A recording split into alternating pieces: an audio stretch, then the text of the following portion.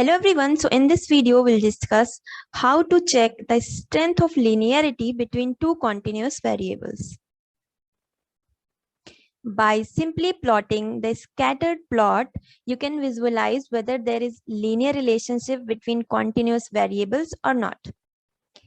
In case of linear relationship, you will see there would be increasing or decreasing trend between those two variables as shown below. Here, x is increasing while y is decreasing, and here both are increasing. You can also look for correlation value between these two variables. A high value of correlation coefficient indicates the high linear relationship. Correlation coefficient value close to 0 indicates weak linear relationship. So that's it for today's video. If you have any questions, do let us know in the comment section below. Don't forget to like, share, and subscribe.